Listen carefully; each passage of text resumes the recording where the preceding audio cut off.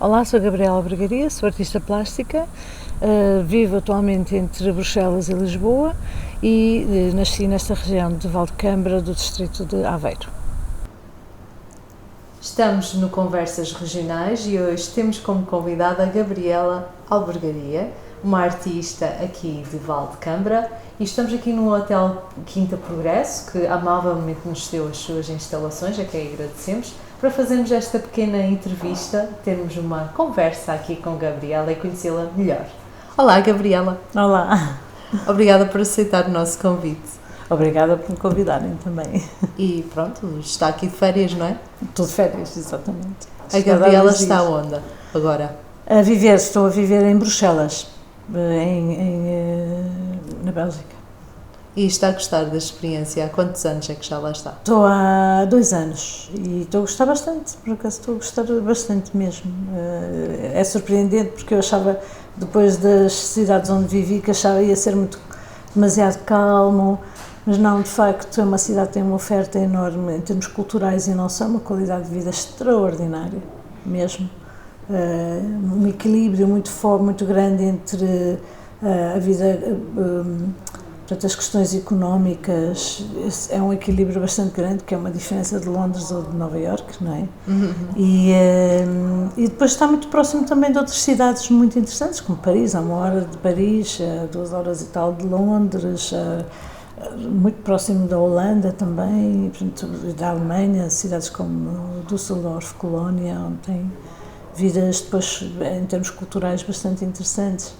Então é bastante ativo, Bruxelas, Bélgica, é bastante ativo em termos culturais? Então, sim, é uma cidade quase mais pequena, que me parece mais pequena que Lisboa, que eu não sei de facto se é, mas tem bastante mais coisas, mas também tem uma coisa que eu gosto muito, tem muita floresta, tem muita parques naturais, tem coisas, pronto, tem desde museus históricos a museus de arte contemporânea. A Bélgica, não Bruxelas, mas Antuérpia e Ghent, por exemplo, são outras 2 cidades muito próximas que têm também uma vida cultural com arte contemporânea muito interessante. Sim. Portanto, e as pessoas são muito simpáticas. Eu gostei muito das pessoas, que eu achava que ia ser Paris, e Paris não é a cidade, já vivi em Paris também, e não foi a cidade mais agradável para viver em termos de convívio com pessoas e assim. E a Bélgica é totalmente diferente de Bruxelas. São mais abertos, talvez. Mais simpáticos mesmo. Podem ser um bocadinho a Berlim também, não é? Que são pessoas assim muito rudes, diretas, não é? Rudes no sentido que são muito diretas, mas eu não tenho problemas com isso. E quem é a Gabriela? Eu...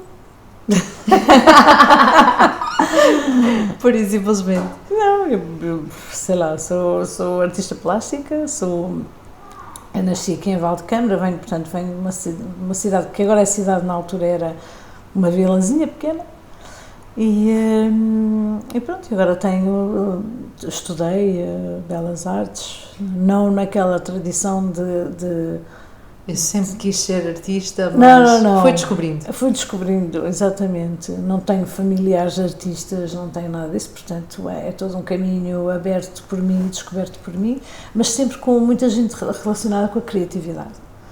Isso é verdade, sempre com muito contacto com questões de criatividade, que eu acho essencial, mais do que alguém que tem jeito para desenhar. Não, eu sempre tive, desde a minha mãe, que trabalhava em moda e criava os modelos, não é? Até criava os modelos, mas de uma maneira muito pouco, ela não desenhava, ela fazia diretamente as coisas com os panos brancos e assim, portanto ela ia criando de uma maneira muito pragmática e orgânica as coisas, e isso eu assisti sempre a isso, até o convívio diário com um tio que fazia esculturas em madeira, mas eram esculturas assim, a partir de nós de árvores e assim, mas havia assim um contacto com questões desse género, até o facto de, por exemplo, nós não temos muito dinheiro para comprar brinquedos, por exemplo, tínhamos que inventar tudo. Claro. E o meu pai é que nos fazia, sei lá, um microfone para fingir que estávamos a cantar e não sei o que era. Ele que fazia com um pau, um limão na ponta, não sei o que. Há toda assim uma coisa que existia em casa que de coisas alternativas, né, que abrem um campo de criatividade que eu isso aí sinto mesmo que foi muito importante, esse tipo de contacto. Então considera-se criativa desde sempre? Sim, e num meio criativo desde sempre, muito livro, muito a questão da literatura sempre muito forte, sempre existiram livros em casa, é uma coisa já desde o tempo dos meus avós. Pronto, e depois fiz o curso das Belas Artes no Porto, mas fui mais cedo, porque fui fazer a Soares dos Reis também, fiz o Liceu Soares dos Reis no Porto, e portanto isso aí também me ajudou um bocadinho a integrar, ajudou a integrar no campo das artes e no conhecimento, não é? Porque eu ia sem conhecimento nenhum das artes daqui, e pronto. E é só com a criatividade na veia, digamos assim. Eu acho que essa questão da criatividade é importante em várias coisas, não é? Sim. Para todos os trabalhos eu acho que é importante o desenvolvimento da criatividade e de facto... E às vezes já é desvalorizado, mas já é necessário em tudo. Não, em tudo. Um médico sem criatividade não consegue diagnosticar nada.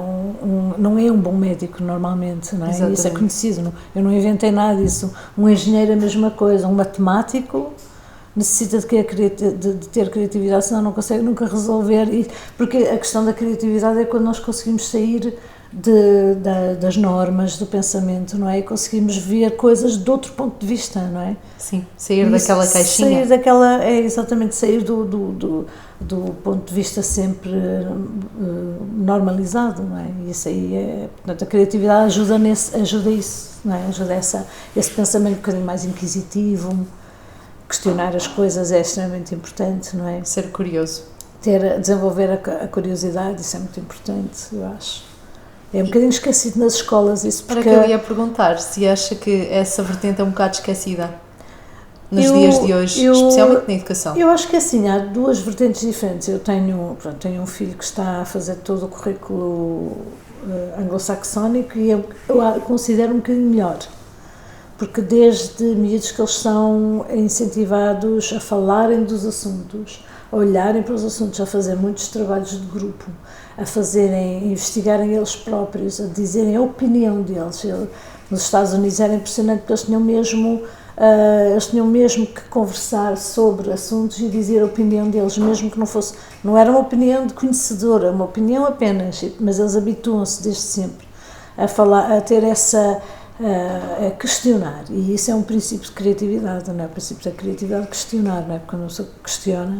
Sim, sim. E a questão que eu vejo, por exemplo, mas isso vejo que não está muito bem resolvido nem no ensino anglo-saxónico, nem no ensino mais francês, que é o que Portugal segue, não é?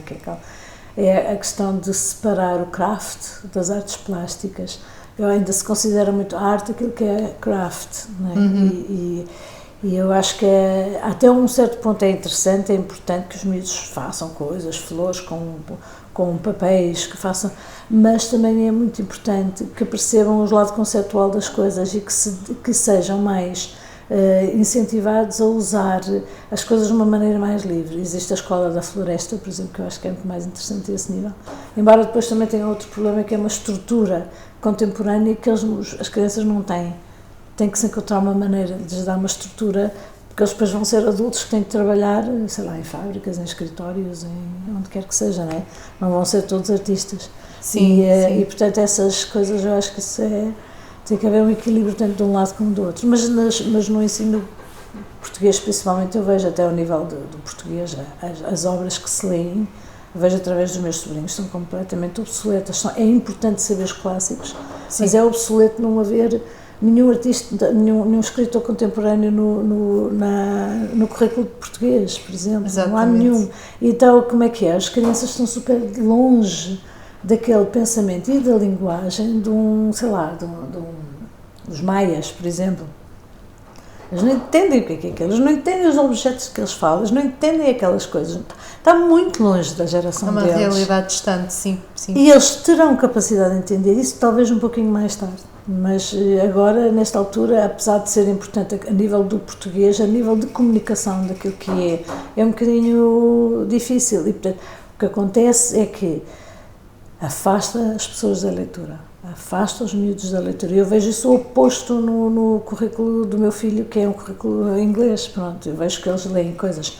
Eles estão a ler Shakespeare, mas também leem outras coisas contemporâneas. Sim. Muito contemporâneas. Portanto, eles leem as duas coisas ao mesmo tempo. Tem equilíbrio. Tem um equilíbrio. E o Shakespeare é dado de uma maneira muito mais contemporânea, não é dado à moda antiga. Portanto, eu acho que há toda uma questão de linguagem que é preciso refazer. E é preciso ver, de facto, quais são as obras clássicas que são mesmo mais importantes e as que são um bocadinho dispensáveis e que serão depois, mais tarde, lidas por quem de facto gosta, não é? Sim. Ter uma abordagem diferente. Eu lembro que só quando cheguei a Berlim, já tinha quase os meus 30 anos, é que li imensos clássicos portugueses que eu não tinha interesse nenhum antes, mas li porque de facto foi um confronto grande com outra cultura e de repente percebi, ok, eu tenho que ler outras coisas da minha cultura. O que é que acontece nisto tudo? O que é que acontece? Eu fui ler muitas coisas do século XIX e início do século XX porque achava interessante perceber, para entender, não é? Uma coisa de entender. Mas faz parte da experiência da vida, o processo, não é? Claro, exatamente. E depois temos uma certa maturidade que nos ajuda a compreender esses assuntos e se calhar apreciá-los de outra forma, exatamente, não é? E não ser obrigado, não é? Porque eu vejo as crianças, eu vejo através dos meus sobrinhos, eles a lerem os maias, ficam a olhar para aquilo. E talvez os maias não seja o pior, não é? Mas pronto. Eu adoro os maias, atenção que eu adoro os maias. Eu gosto imenso. Mas é um exemplo realmente clássicos, mas eu não gostei durante a escola, quando li durante a escola, passei a gostar depois. Um bocadinho mais pesado, sim.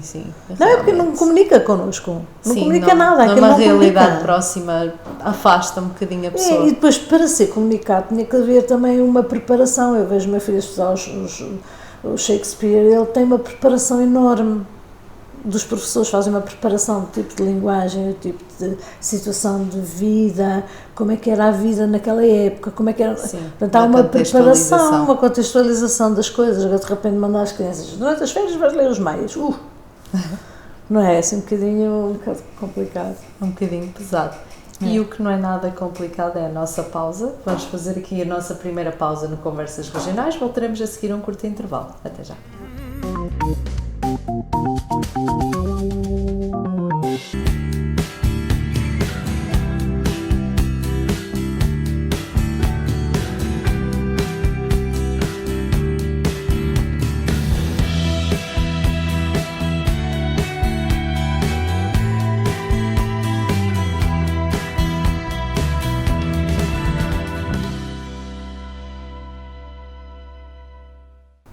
Estamos de volta para o Conversas Regionais, onde temos Gabriela Albergaria aqui connosco a falar um bocadinho sobre si e a dar-nos a conhecer um bocadinho da sua vida também. A Gabriela, considera-se uma imigrante ou uma mulher do mundo? Eu sou imigrante em muitos sentidos, não é? Porque saí do país para conseguir qualquer coisa melhor, não é? Nesse sentido. Mas agora, pelo facto de não me ter fixado num país, no fundo, sei lá, mulher do mundo. Mas uma mistura dos dois. Não deixo de ser imigrante quando estou em cada país, não é? Só que não escolhi, foi um país para ficar, não é? Vai escolhendo vários? Vou escolhendo vários. Por onde já passou? Eu já vivi em Berlim bastantes anos, já fiz, por causa das residências de artistas, também já estive em Paris. Já estive na Colômbia, já estive e viver mesmo nos Estados Unidos, Nova Iorque, já estive depois mudamos para Londres, em termos de viver mesmo, não é? Depois trabalho e agora estou em Bruxelas. Depois, em termos de trabalho, como trabalho com uma galeria em São Paulo, viajo muito para o Brasil. Viajei mais, agora estes últimos anos foram mais complicados por causa da pandemia, mas viajo muito para o Brasil, sei lá, não é para férias, é para trabalho, e portanto acabo por conhecer o Brasil de uma outra forma, não é? Sim. Mas também sempre tento ter um pouquinho de férias no Brasil. Quando fiz exposição no Man da Bahia, aproveitei para fazer uma semaninha de férias, porque de facto a Bahia tinha que conhecer, não é? Sim. São daqueles sítios que... E porque houve oportunidade, não é? Sempre que há oportunidade, eu tento que o trabalho depois faço, por exemplo, viagens de trabalho também, mas que é entre trabalho e férias, eu nem sei muito bem como é que é distinguir uma coisa e outra. Muitas vezes as minhas férias são escolhidas de acordo com viagens que eu quero fazer, que me interessam, aquela floresta, aquele parque nacional, pronto, que acaba depois por ser matéria para trabalho. Sim, vai encontrando inspiração. É assim, eu não sou muito do género de vou para a praia 3 semanas, assim, não é bem esse género de férias que eu tenho. É mais do género de eu quero ir àquele local descobrir algo.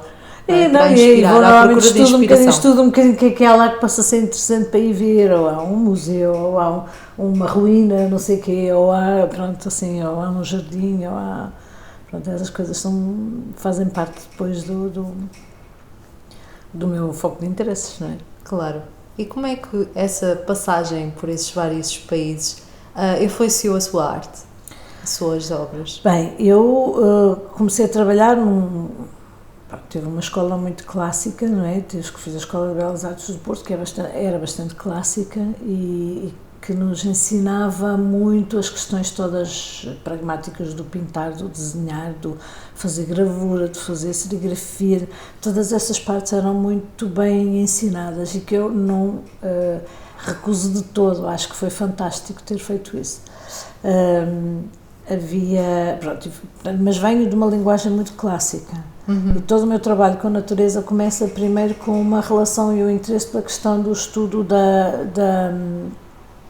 de paisagem, aquilo que é paisagem nas artes plásticas, paisagem que depois passa por uma questão física, não é? E aí entra o Alberto Carneiro, não é? Quando eu começo a aprender coisas, porque ele era do norte também, portanto é uma figura muito forte na minha aprendizagem. Embora eu não tivesse isso conscientemente, isso é importante dizer, não é consciente, eu só acho, cada vez que via as coisas dele ou de outros artistas, eles eram muito importantes, não é? Sim, dizia-lhe algo. Exatamente, depois começou a questão das artes, não é? A questão de como é que eu começo a ter a minha prática, não é? A minha prática hoje em dia, ela exige.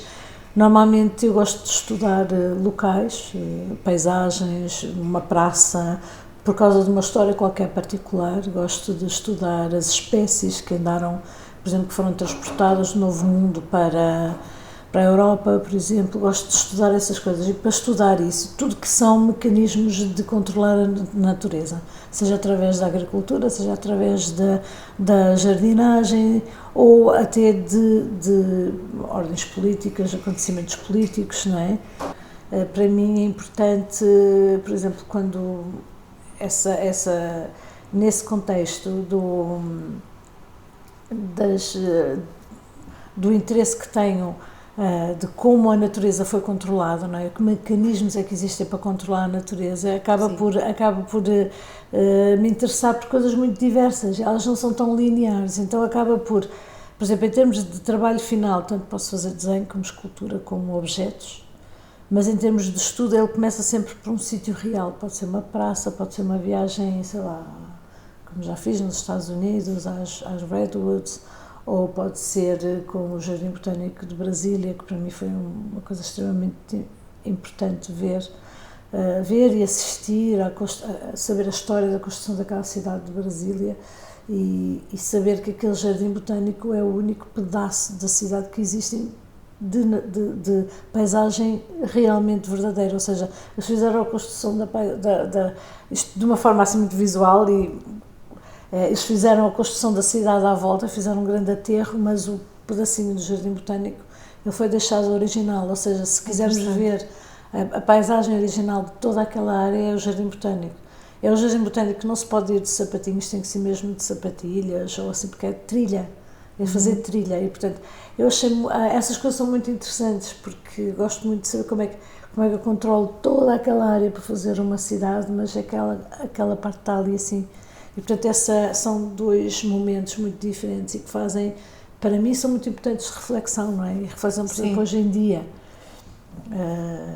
Portanto, a história é muito importante para si, não é só o elemento visual. É exatamente, de todo, não é? Portanto, eu não olho para a questão da natureza como uma coisa só bonita, né? Embora Eu acho que o fascínio de ver crescer, por exemplo, isso vê-se em toda a gente. Não sei se conhece bem o Porto, mas eu acho uma das coisas que eu mais gosto de ver no Porto é aquelas casinhas baixinhas, pequeninas, e depois lá fora tem sempre umas latas que já foram latas, sei lá do quê, umas latas grandes, com terra e com plantinhas a crescer. E à frente da casa está cheio de plantas.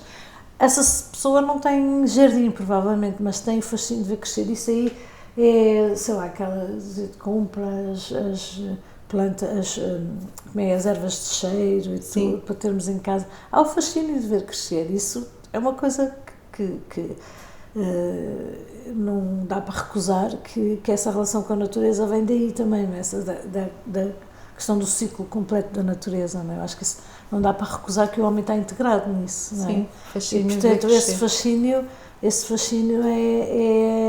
não é só fascínio, é necessidade, não é? Toda a gente tem isso. Eu acho que ou tem um jardim fora, ou coloca umas plantinhas em casa, ou o que quer que seja, mas tem sempre qualquer coisa desse género.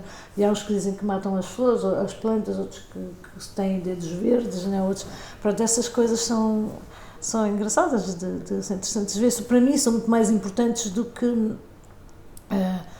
estar a estudar a história da paisagem, por exemplo. Embora faz parte, mas hoje em dia no meu trabalho, depois de já ter estudado tudo que é a história e assim, ver que de facto, pronto, é importante contextualização.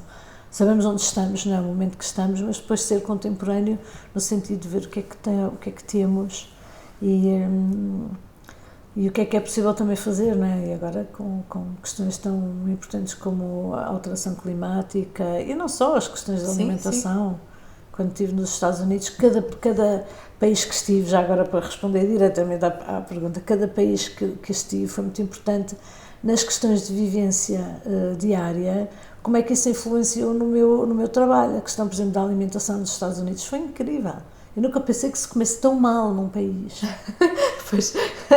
Eu nunca pensei que eu costumo dizer que foi um downgrade total ir para os Estados Unidos, porque eu estava habituada a Berlim, onde toda a gente come orgânico e é o senhor que planta as batatas que vem vender as batatas. Sim. Não é alguém que diz que faz orgânico, vem vender e depois manda alguém vender as maçãs, como eram nos Estados Unidos, tínhamos maçãs deste tamanho. Eu só dizia assim, bem, eu nunca vi maçãs orgânicas deste tamanho, nem batatas deste tamanho.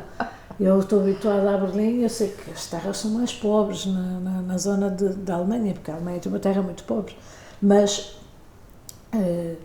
pronto, não pode ser assim, não é? Portanto, essas foram coisas muito importantes para a minha formação, não é? A questão da alimentação, ver como se come mal, ver como, se fôssemos comparar as etiquetas dos Estados Unidos e as etiquetas da Europa, a maior parte dos produtos americanos não entravam nunca na Europa. Não. Nunca entrariam na Europa, ponto final. E portanto, essas coisas foram muito importantes para mim, para ver, porque hoje em dia, por exemplo, comecei a perceber-me da questão da riqueza do solo, da importância da preservação do solo. Nós vemos estes incêndios, tem muito a ver com a plantação que se faz, a não manutenção da umidade no solo, faz com que isto mesmo as próximas chuvas que venham, o que vai acontecer são grandes cheias, não vai ser recuperar o solo, porque o solo secou de tal forma que ele não tem capacidade de absorção. E portanto a água vai escorrer e vai embora toda outra vez. Portanto, há todo um ciclo que me apercebi depois de ter estado nos Estados Unidos disso e ter visitado também os parques naturais, ter visto a incrível e admirável maneira como eles administram os parques, como eles não deixam sei lá, não existem garrafas de plástico nos parques, é interessante, há bicas de água por todo lado para encher a sua garrafinha de metal, por exemplo. Eu acho, há coisas muito importantes de viver lá, mas eu acho que a vivência do dia-a-dia depois acaba por influenciar o meu trabalho na questão do questionar, não é? Sim, questionar assim. Como é que são as coisas, não é? E pronto, na Alemanha foi muito importante para mim ver como é que eles tinham uma relação tão forte com a natureza, apesar de, como eu costumava dizer, o verde é sempre igual, eles não têm Eles não têm, o verde deles é sempre o mesmo verde, são 2 ou 3 espécies e mais nada. E em comparação com o Brasil, que eu viajava muito para o Brasil, chegava ao Brasil, eram muitos verdes e diferentes, muitas coisas, chegava a Berlim, outra vez, estes 2 verdes, são 2 verdes. A sério, é muito... É uma realidade muito diferente. Pronto, e aquilo entra, não é? Aquilo entra e influencia dentro da cabeça, não se questiona, não é? Essas coisas. Sim, sim. E não é ser mais feliz, ser menos feliz, não tem nada a ver com isso, é mesmo ver, uau, aqui é assim, ali é assim, claro, é não sei o quê. Eu comecei a trabalhar, percepção. Por exemplo, com a questão da colonização das plantas, como eu digo, com a questão do transporte das plantas, essas coisas. Comecei-me a interessar. Quando estava em Berlim, e apercebi-me disso, que em Berlim era sempre as mesmas espécies, não tem riqueza de espécies, não é? Porque não é possível, o solo é muito pobre e o sol é pouco, não é? Uhum. E, portanto, aquilo acaba por ser, no inverno, quando íamos comprar comida nos mercados, é só raízes, é tubérculos e maçãs, é só isso, não há nada. Eu estava habituada a Portugal, não é? Portugal, apesar de não ser como outros países que não têm sequer época de crescimento, não é? Nós temos muita coisa. Temos muita coisa. E boa qualidade. E portanto, eu achava assim, aquilo para mim era um pouco estranho, mas pronto, depois faz parte dessa diferença. Então comecei a me interessar muito por essa questão de Portugal é cheio de plantas estrangeiras, é cheio de plantas que não eram endémicas, não é? Nós tínhamos o castanheiro, não tínhamos a batata, tínhamos, sei lá, tínhamos uns hábitos de alimentares muito diferentes, até começarem as viagens. Sim. E começarem, e mesmo antes das viagens do século XV, não é? Antes disso também pelo facto de estarmos sempre com a rota da seda, não é? Sim. Isso acaba por ser, temos muitas coisas aqui que cresceram de sementes que vieram de se pensarmos, sei lá, no Grande Bico, o Grande Bico vem dali, toda aquela área da Turquia, assim, dessa área. Ele depois acaba por viajar por vários sítios, os feijões, tudo isso vem dessas áreas, não é? E nós acabamos por ter isso tudo aqui e é garantido, não é? Temos isso garantido. É verdade. E é interessante, pronto, para mim passou a ser interessante essas coisas e o estar nos países diferentes fez-me questionar muito isto e faz avançar o trabalho nesse sentido, não é? Sim, depois acabo por estudar, também foi interessante em Berlim perceber quando é que chegou a primeira palmeira. É muito engraçado porque é ver essas coisas que para nós são mais ou menos de ver palmeiras aqui por todo lado. E já víamos palmeiras por todo lado, não é? Sim. Chegar lá e perceber que a primeira palmeira vem com uma oferta dos Habsburgos que oferecem ao rei, não sei quantas, já não me lembro dos nomes, mas pronto. Mas é interessante perceber que existia um sítio onde essa palmeira estava. Pronto, isso é tudo muito... Na época... Imagina, eu também estive nos Estados Unidos, quando estava em Nova Iorque, fiz uma residência em Wave Hill, que é um jardim, que durante o verão é um jardim normal, tem uma exposição de verão e é um jardim histórico. Mas durante o inverno eles fecham praticamente o jardim e têm fecham o jardim e têm residências de artistas. E eu estive lá e descobri que eles tinham uma série de árvores enormes e fui estudar, eles tinham um especialista das árvores. E ele explicou-me que aquilo é uma árvore, só sei o nome em inglês, Copper Beech, não sei dizer em português, é uma árvore que fica avermelhada, pronto, as flores ficam avermelhadas, mas é enorme. Sim. E são aquelas árvores que existem em Inglaterra, quando se vê aquelas relevados verdes, uma árvore muito grande lá no meio, são essas árvores normalmente. Na Europa elas duram muitos anos, uns 300 anos, foram levadas para os Estados Unidos e são árvores que não existem na natureza, elas são um processo de manipulação em laboratório, portanto elas não existem, elas são um processo de manipulação no laboratório para poderem ficar sempre vermelhas, senão quando crescem ficam verdes. Para elas ficarem aquele tom avermelhado e assim. É uma árvore que tem que ser manipulada para ter aquela forma, tem que ser manipulada em pequenina, não é? Portanto, são mudinhas que são transportadas para os Estados Unidos e se for ao longo do rio Hudson, aquelas grandes propriedades antigas, todas têm 1, 2, 3, só que nos Estados Unidos só duram uns 150 anos, mais ou menos, depois morrem e tem que ser mesmo abatidas quando estão em jardins públicos, por causa de ser perigoso, não é? Mas o que eu percebi é que na época, estamos a falar tipo finais do século XIX, princípio do século XX, ter uma árvore daquelas no jardim era como hoje em dia ter um Rolls Royce. Portanto, o tipo de relação das coisas são diferentes. Eu acho isto tudo muito fascinante, não é? Porque é sempre bom, aí é diferente, porque a percepção de hoje em dia é muito tecnológica e há uns anos ser considerado um Rolls Royce quase é interessante. em termos de valor, não é? Era dado um valor como diferente às coisas, exatamente. Era muito diferente. E agora, algo que também tem valor é o nosso intervalo. Voltaremos a seguir com mais conversa aqui com a Gabriela Albergaria. Até já.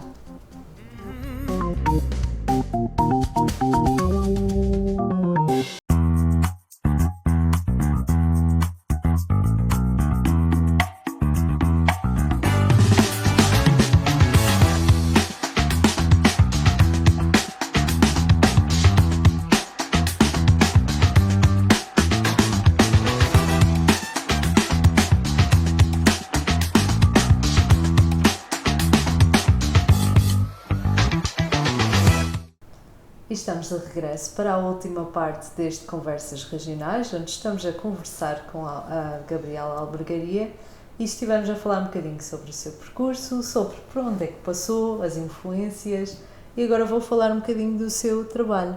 Trabalha muito com a natureza, se calhar fruto também de ser daqui de Valdecambra, que é tão rico em natureza, não é? Certamente a influencia. Do que é que destaca em termos do seu percurso, de obras, de coisas que realmente tenha feito? Destacar peças mesmo? Sim, sim. Bem, eu posso destacar algumas que são importantes. São, uma peça que é uma escultura de uma árvore. Ela tem a forma de uma árvore, mas ela é feita com pedaços de outras árvores ou pedaços da próxima árvore, da mesma árvore, mas ela é construída como se fosse um desenho no espaço. No fundo, ela usa depois uma influência. Eu estudei a técnica da agricultura dos enxertos para chegar à conclusão de como é que eu iria construir essa árvore. E essa árvore, ela surge, e peças que eu faço de intenção, elas surgem a partir da consciência do enxerto. O enxerto é uma técnica da agricultura que melhora, por exemplo, a qualidade das maçãs ou a qualidade das peras. Inventa novas espécies de rosas, por exemplo. Então é muito usada na questão das frutas. E o que eu queria fazer com essa árvore era, no fundo, uma árvore que está morta, que vai ser cortada, depois como é que ela, no fundo, uma espécie de... Reinventar, dar uma outra dignidade, e esta palavra não é inventada por mim, foi com os próprios técnicos que com quem estava a trabalhar uma das vezes a construir uma árvore.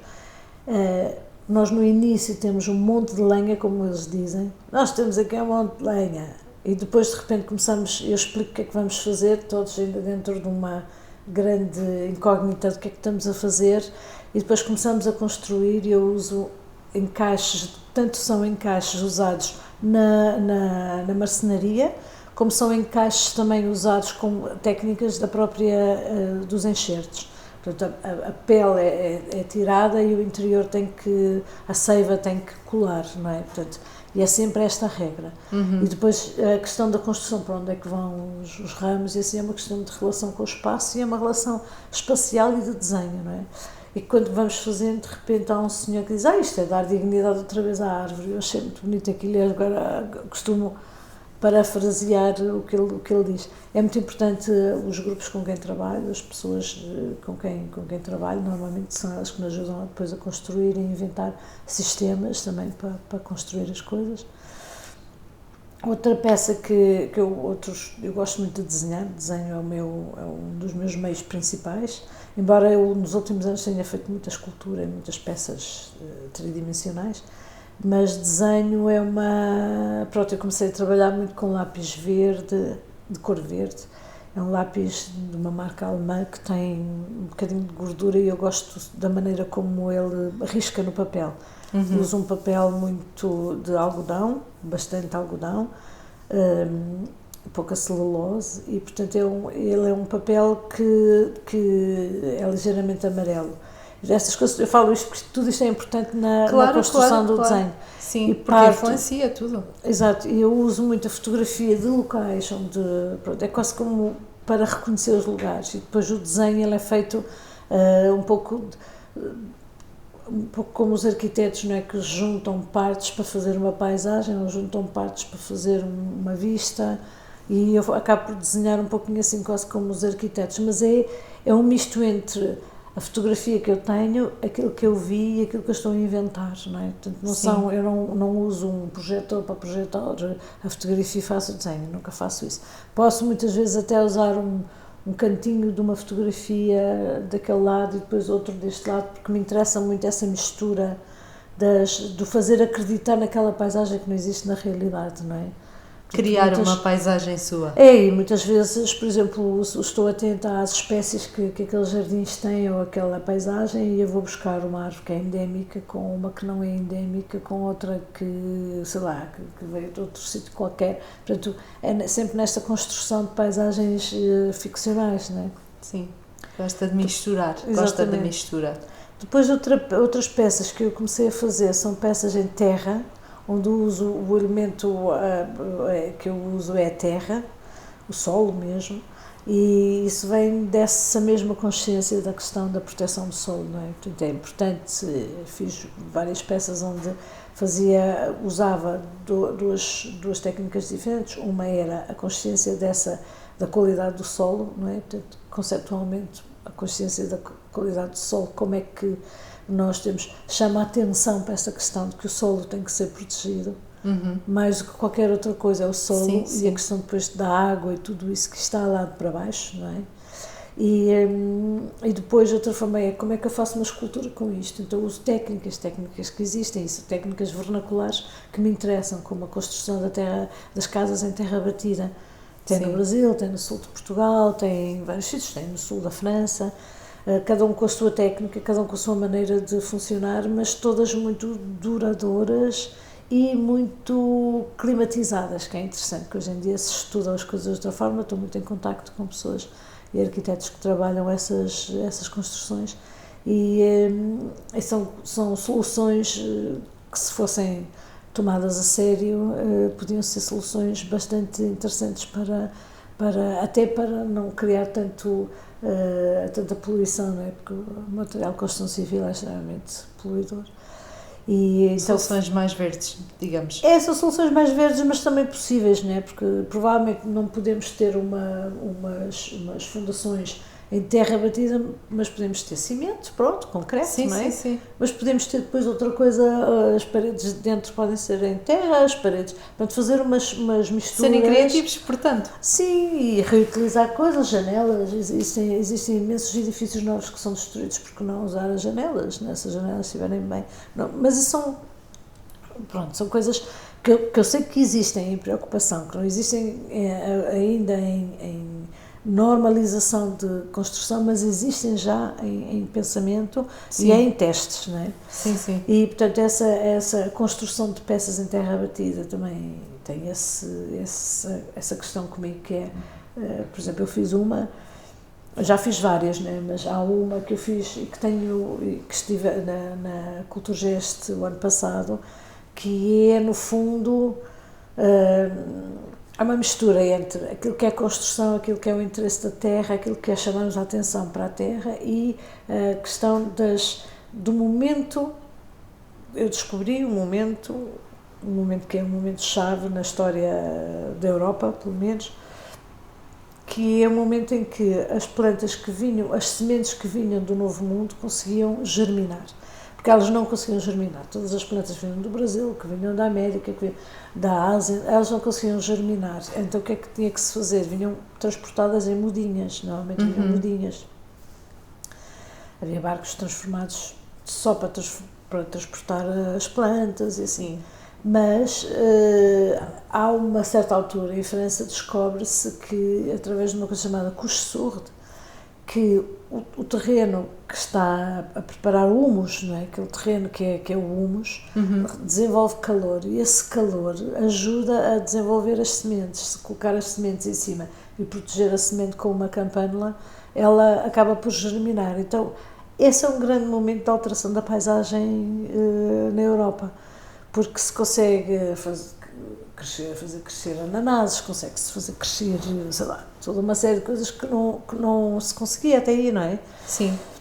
Com base no conhecimento. É porque havia aquela questão das estufas e assim, mas estufas só alguns lugares é que tinha, não é? Isto aqui é outra coisa, isto é o humus. O humus é terra que já ninguém quer, não é? São os restos de comidas, são os restos... Portanto, aqui é uma coisa que toda a gente tem acesso. Portanto, exatamente. Democratiza, não é? É quase um processo de democratização. E eu encontrei em Paris, durante uma residência que tive lá, estes desenhos dessas couches-sourde de coisas já construídas dentro de jardins, e vi esses desenhos, coisas muito antigas, gravuras muito antigas, e decidi construir uma, e é um paralelo, basicamente um paralelo, e o que eu fiz foi uma desconstrução daquilo que é o humus. Portanto, o humus, fui buscar elementos naturais, né? Troncos de árvores, ramos, e folhas, e faço uma espécie de grande sanduíche, no fim fica parece um grande bolo de chocolate, mas comprimido em peça, e acaba por ser uma desconstrução daquilo que é o humus, daquilo que é essas técnicas de alteração de manipulação, né? Interessante, sim. E eu fiz uma outra também com terra, em França, em que usei terra de cultivar batatas, e trabalhei com arquitetos da Universidade de Rouen que me ensinaram como é que eu podia transformar aquela terra em possível matéria de construção, não é? Fazer um muro que não caísse, não é? Porque normalmente a terra para construir tem que ser argilosa, tem que ter umas pedrinhas, tem que ter determinadas características. Sim. E eles ajudaram-me a encontrar uma fórmula para eu poder construir esta terra.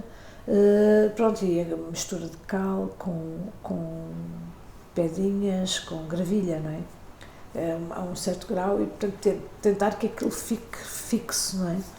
Mas ao mesmo tempo, como tinha matéria orgânica, a peça foi mexendo ao longo da inauguração, ao longo da exposição, e foi crescendo líquens, e foram crescendo aquilo que se chama o micelium, que é o princípio da decomposição da natureza, e que depois vai dar vida outra vez, não é? Portanto, o micelium é toda aquela coisa que depois dá os frutos que são os cogumelos, não é? Sim. E ela foi-se alterando, ela deixou de ser castanha, passou a ser esbranquiçada com e foi intencional. Coisas verdes. Sim. Eu sabia que isso ia acontecer, que era precisamente porque ela era terra de cultivar batatas, já estava cheia de matéria orgânica. E, portanto, isso, pronto, é uma peça, são peças que são para ir vendo, não é? São peças também que têm um tempo de vida X, depois acabam, não é? Claro, obviamente. Efêmeras, muito. Isso é realmente pensar fora da caixa, porque nós nunca pensamos nas obras de arte em coisas que podem mudar. A questão é nas artes plásticas, sim. A questão de ser efêmero, sim. O Alberto Carneiro sempre fez peças que são... Muitas das peças dele são efêmeras. Nós conhecemos mais as esculturas dele de madeira, mas ele fez muitas coisas com feno, com outras coisas. Ele trabalhou muito aqui na serra, aqui junto da Aroca, e, que é uma serra que eu sempre visitei também. Portanto, há essas... peças que ele fazia que só resultavam depois em fotografia. Pronto, essa questão de ser efêmero já vem desde os anos 60, mais ou menos. É muito fora do circuito das artes plásticas, não é muito conhecido. Sim. Pelo menos por mim, pessoalmente, não é. Pois, exato. Mas, pronto, e para falar de uma última peça, tenho umas peças que são, talvez em Portugal, as mais conhecidas, que são metade fotografia e metade desenho, e que tem mais uma vez a ver com essa questão da colonização das plantas, não é? Como é que elas se transportaram. E a primeira vez que eu fiz uma peça dessas foi na Alemanha, em Berlim, no Jardim Botânico de Dahlem, e que eles alteraram, depois da Segunda Guerra Mundial, eles tiveram tudo destruído, não é? Refizeram todos os seus jardins, e em Dahlem eles fizeram áreas de jardim, onde em vez de fazerem como nós temos a maior parte dos jardins, que é esta planta vem do Cáucaso, esta vem do Canadá, esta vem não sei o que, estão uma a seguir à outra, é como se fosse um mostruário, como se fosse um quadro na parede. Eles ali fizeram uma coisa diferente, fizeram áreas, mexeram a terra, prepararam a terra de forma a ter as mesmas qualidades e fizeram áreas do Canadá, áreas do Cáucaso, áreas. Hoje em dia é mais comum ver-se isso, mas na época. E para mim foi a primeira vez que eu vi um jardim assim, não é? Isso também tem a ver com a história de cada um. E eu comecei a fazer com a minha câmara fotográfica, eu fazia um enquadramento e uau, estou no Canadá, uau, fazia para o outro lado, mas eu estava no mesmo sítio, olhava para o outro lado, uau, aqui estou no Cáucaso, uau, aqui estou na América do Sul. É muito interessante essa coisa, de repente nós viajamos quase de um continente para o outro em 2 segundos, através de imagem. E eu comecei a fazer esse tipo de trabalhos, onde depois foi aqui também em Portugal, no Bussaco, comecei a perceber que estar em determinadas áreas do Bussaco era como se estivesse em determinadas áreas de São Paulo. E dizer, bem, isto é interessante, porque são esta coisa das plantas que vieram, eu não sei o quê, o Bussaco é dos frades que faziam experiências com plantas, não é? Eles eram tipo uma farmácia mais ou menos. Eles faziam muita medicação. Muitas coisas de medicação. E eram fechados, portanto, aquilo era tudo fechado, só muito mais tarde é que foi aberto. Eu acho que, eu não quero mentir, mas acho que só para aí nos anos 40 é que aquilo foi aberto. E quando foi aberto, aquilo tem uma riqueza de plantas, principalmente a nível de plantas rasteiras enorme, não é? E pronto, eu aí a mesma coisa, tirar uma fotografia de um sítio que parece que estou no outro, não é? Ter aquelas coisas que estou num sítio, mas parece que estou no outro, porque aquelas plantas não se suposto estarem ali. Portanto, eu comecei a fazer essa série, que continua até hoje, de fotos com desenhos, precisamente a partir dessa consciência de que estou num sítio, mas parece que estou no outro. Sim. Porque esta viagem de plantas acaba por causar uma confusão na nossa percepção do que é a natureza de facto, endémica ou não, não é? Exatamente. É isso. E em termos de futuro, de projetos, que já estamos mesmo no fim, o que é que lhe falta fazer? O que me falta fazer? Eu gostava de fazer um projeto, eu gostava de ter uma quinta, eu gostava de ter começar, não é bem, eu não gostava de plantar, mas gostava também de plantar uma hortinha, essas coisas, isso sim, mas gostava de ter um sítio para fazer algumas experiências e para isso tinha que ser uma propriedade com terreno, gostava de criar, talvez com outras pessoas, lugares, porque eu já estou envolvida nisso, né? Já estou envolvida em vários projetos em várias partes do mundo, onde se pensa essa questão da ligação da natureza e do homem, mas quase como um laboratório, não é? E isso eu gostava de ser mais consequente nisso agora, estou cada vez mais a envolver-me nesses, é menos em trabalho para expor, mas mais em trabalho de pensar quase como cidadão, não é? Exatamente. Pronto, isso gostava de ter, talvez um terreno, convidar pessoas, ir ver,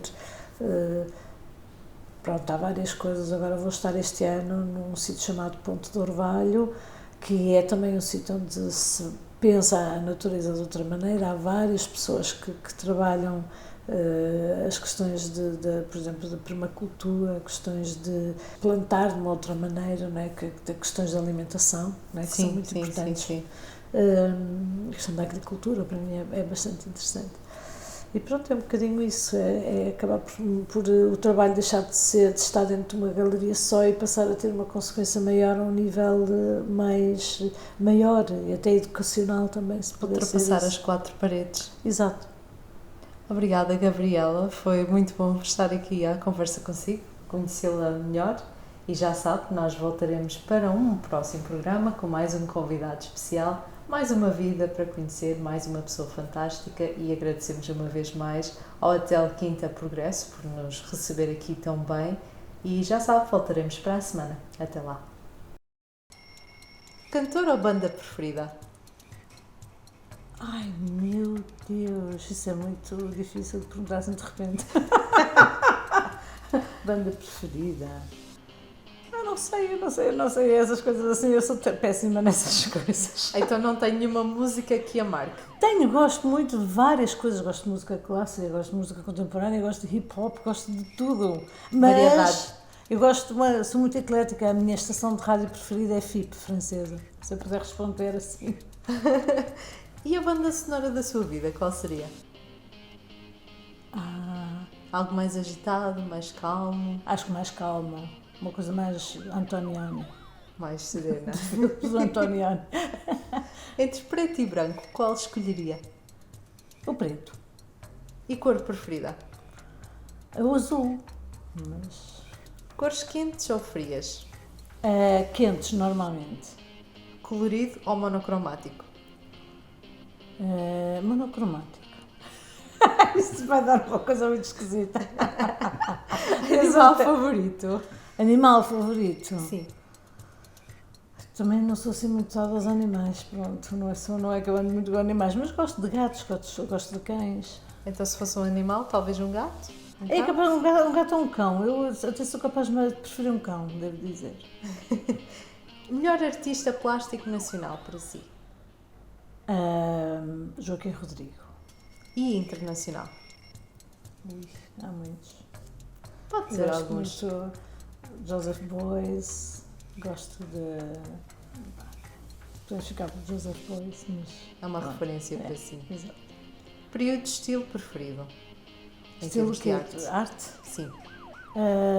Eu gosto mais dos anos 60 e 70, são as coisas que eu mais gosto, mas depois também tem toda a parte medieval, também gosto muito da arte medieval. Interessante. A obra de arte preferida tem? Michael Heiser, Double Negative, no deserto do Arizona. Doce ou salgado? Salgado. Peixe ou carne? Peixe. Cozinha favorita em termos mundiais? Durante os tempos, eu posso dizer que é libanesa. Interessante. À mesa não pode faltar? Salada. Prato favorito? Sei lá, já disse que são as comidas libanesas, sei lá, gosto muito de tudo que é libanês, todas essas comidas, os hummus, essas coisas assim, adoro. O último livro que Um leu? medze. Um medze? Um medze. Fica Frio. aqui a dica. O último livro que leu? Bem, eu leio sempre muitos livros ao mesmo tempo. Interessante. Eu leio livros de romance. Só agora tenho que me lembrar qual era o nome. É uma inglesa, esqueci-me o nome, pronto, não tenho memória para essas coisas, mas também estou a ler um do Gudinas, que é Os Direitos da Natureza. Esse é um livro que me segue desde há algum tempo para cá. E gosta de ler vários ao mesmo tempo? Sim, isso é porque eu gosto interessante. a uma hora do dia eu gosto de ler um tipo de livro, a outra hora do dia eu gosto de ler outro tipo de livro. De manhã é onde eu leio mais coisas de ensaios e onde escrevo e assim, e depois à noite, quando estou mais cansada e quero relaxar, como não sou muito de género de me colocar em frente à televisão, gosto de ler um livro que seja um romance, que seja um artigo de revista, uma coisa assim de género. Autor preferido? De escritor. Sim. Escritor ou É que escritora? eu que devia me ter dito isso, que era para eu me lembrar, porque eu tenho vários e depois essas coisas. A ideia é ser espontâneo. Não é que são muitos, é que é muita coisa. Por exemplo, eu tenho pouca memória para nomes dessas coisas, a sério. Se fosse a minha casa ver a quantidade de livros que eu tenho. Pois, é bom sinal, é bom sinal. Mas sei lá, posso dizer, português, por exemplo, agora eu gosto muito do Afonso Cruz, gosto muito do Vítor Hugo Mãe, gosto muito de contemporâneos e devo dizer que todos estes autores mais contemporâneos portugueses, por exemplo, eles chegaram há relativamente pouco tempo, porque eu estava fora da Europa. Sim. E aquilo é tudo muito. Os Estados Unidos são muito absorventes, são muito. Só vê aquelas coisas, só vê aquela cultura, esquece que existe o resto do mundo. Exatamente. E um dia cheguei a Lisboa, até acho que foi na FNAC, eu nem sei se foi na FNAC, e pedi a um dos rapazes que estava a vender e disse: por favor, tem que me ajudar. Eu quero autores portugueses contemporâneos e leio também muitos brasileiros. Devo dizer que também leio muitos brasileiros porque eu gosto bastante. Agora até estou a ler o Lima Barreto, que eu não conhecia. Lima Barreto é um dos primeiros escritores negros e pronto, eu estou a ler um livro dele muito interessante que eu acho que todos os portugueses deviam ler porque pronto, é assim a questão das diferenças e do racismo de uma maneira muito subtil. Sim. A palavrões, sim ou não? Palavrões, sou do norte, digo, claro. Tem algo preferido? Não, o que sai mais rapidamente é o M. Ok, é o M, pronto. Mas eu evito porque eu tenho um filho pequeno. Pronto. É só quando está no carro sozinha a conduzir no tráfego. Ou quando sou distraída, eu tenho que dizer desculpa. Desculpa, não foi isso que eu quis dizer. Coisas que a tirem do sério. Eu normalmente sou calma, mas pronto, não sei, posso contar um caso de coisas que me tiraram do sério, que foi uma questão de racismo em Lisboa, que foi muito feio. Foi dentro de um táxi e um taxista que diz, vai para a tua terra, não sei o quê, e eu obriguei-o a parar e quase saía do carro. Portanto, essas coisas tiram muito do sério, a ignorância e a falta de compreensão pelo outro tira muito do sério. Pois, eu estou... Até a mim me está a tirar do sério e não vi a cena. Já chorou a ver um filme? Já, várias vezes. Gosta de filmes de terror? Gosto. Deve ser a primeira convidada que diz empurrada, como se diz. Eu gosto de muitas coisas diferentes, porque eu acho que tanto gosto muito de coisas bastante profundas e filosóficas, como também gosto de ver outras coisas, porque eu acho que claro, falo de filme de porrada na brincadeira, mas há coisas bastante interessantes e bastante... Sim. E que tem assim uma história por trás do porquê é que aquilo aconteceu assim. Claro, são bem realizados, ou são Sim. os atores são muito bons, ou não é? Eu acho que isso aí, porque eu não vejo só, é um filme de porrada, às vezes há coisas daquele filme que tem uma resolução, por exemplo, ou tem um setting, ou tem qualquer coisa que é bastante interessante, e por isso é que eu acho que uma pessoa dizer liminarmente, não detesto isto, ou não detesto aquilo, adoro só aquilo, eu acho que isso é muito redutor, eu acho que é... Mas eu sou um bocadinho esquisita, que eu tento encontrar sempre uma coisa engraçada nas coisas que vejo, para não ficar muito chateada quando não gosto muito. Isso é bom, é uma prática boa, temos que adotar isso. Filme preferido? Durante muitos anos foi o que chamava O Estrangeiro, que era do Antonioni. Agora o que é que eu posso dizer que é? Nem sei bem. Eu não sei, eu sou péssima nessas perguntas. Com nomes. Ator preferido, tem? Ator? Sim. Bem,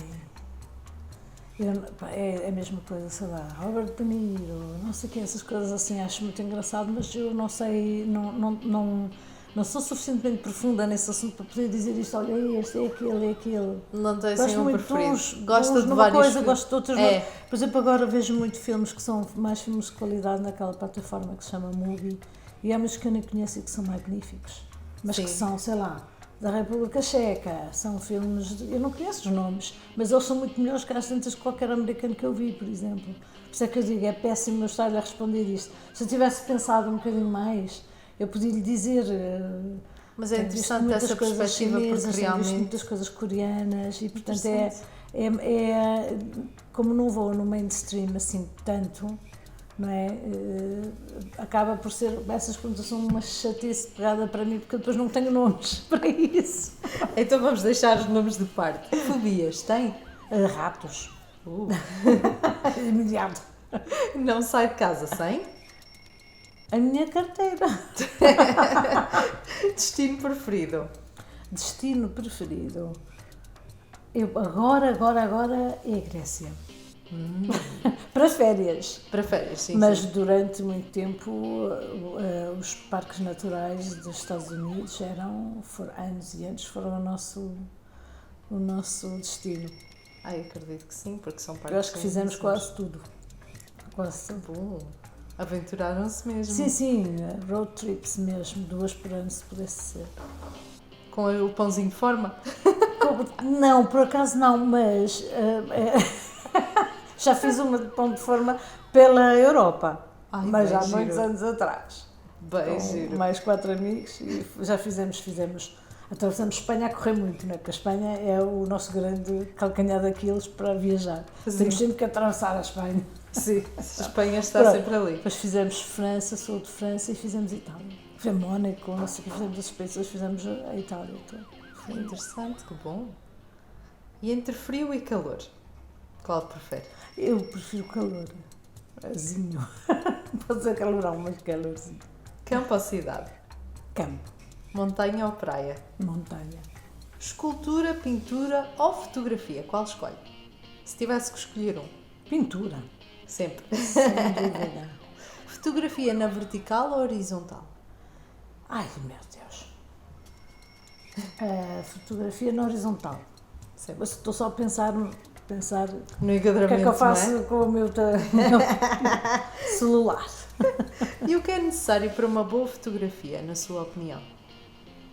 Eu acho que é necessário uma boa luz, uma luz que nós nos sintamos interessados, não é? A luz eu acho que é essencial, porque às vezes temos uma bonita paisagem, mas a câmara não lê luz nenhuma interessante e aí é necessário esperar pela hora do dia Sim. para ela ter a luz, porque senão não tem magia, não é? Eu acho que a luz. A luz é um essencial. E melhor fotógrafo? Assim, tem alguma referência em especial? Outra vez, a mesma história, eu gosto muito de fotógrafos no som do interior, por exemplo, não tem? Sim, do são exterior, mais... é. Uhum. São muitos também, não consigo.